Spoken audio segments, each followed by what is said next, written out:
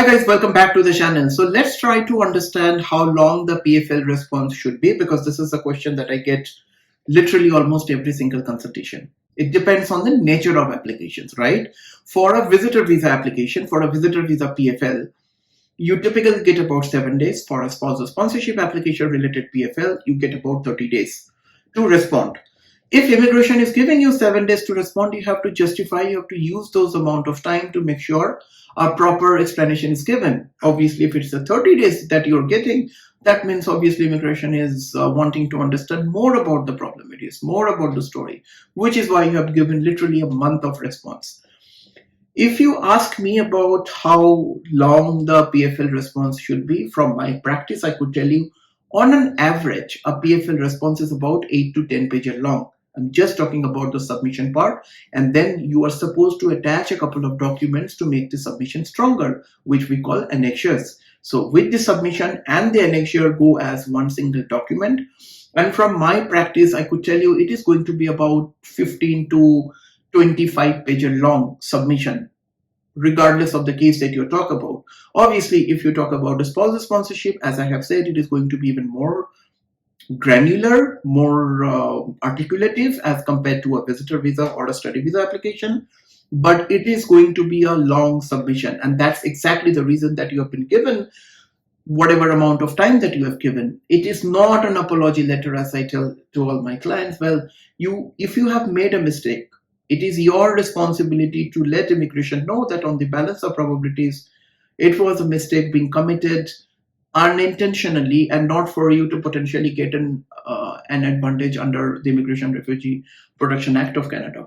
Regardless of the amount of information you have shared in that original application, regardless of the amount of explanation you have given as a part of that original application, because this is your last chance that you have been given, make sure to utilize that to the best of your advantage, to the best of your knowledge.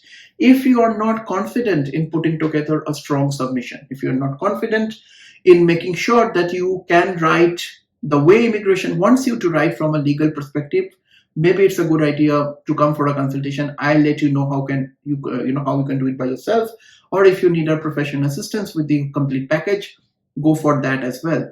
But one thing you have to keep in mind, that this is your very last opportunity, that you don't want to just think that, well, I've received a PFL, everything is gone. No, it's not. From my experience, I could tell you, even for study visa cases, visitor visa cases, where the multiple previous visa refusals have not been disclosed, even with a proper explanation, we have been able to save those bans. Application approval, application refusals are very different aspects. Those depend on the nature of that application, the quality of that application, the content of the original application. But here we are talking about saving the potential inadmissibility, saving bans, and with proper explanation. I could tell you that 99% of the cases, the bans have been saved. There is this 1% cases, there is this 1% where, regardless of whatever you write, regardless of how long the submission you make or whatever, frankly speaking, if it involves a fraudulent document, immigration is going to ban you. Which is why whenever I see a PFL relating to fraudulent document, the first question I ask the clients, do you think these documents are genuine or these are fraudulent? Because if it's a fraudulent document, it really does not make any sense for me to take their money, write a letter and things like that, because I know that whatever I do, immigration is not going to spare them. But barring that 1% where it's a fraudulent document, I could tell you, if it's of any other reason, writing a long, detailed, strong submission really helps. So make sure to use that time that you have given to your advantage. Make sure to tell your part of the story, regardless of whatever is being mentioned in that original application.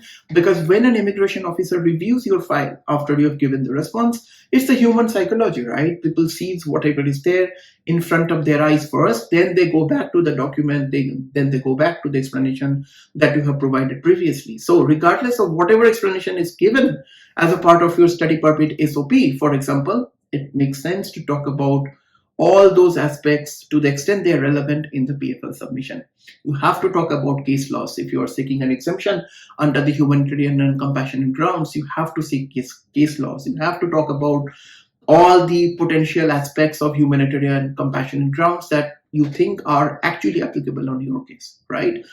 It's a detailed letter, it's a detailed response, it's a legal response. It requires practice, in my opinion, and experience. We do this day in, day out, every single day. So if you have received a PFL, unfortunately, and need expert opinion, professional opinion, the first step for you would be to hop onto our website, nuvonation.ca, book a relevant consultation. I'll be more than happy to have a case specific discussion with you, and then we can go from there. Hope this helps. See you guys in the next one. Bye now. Cheers.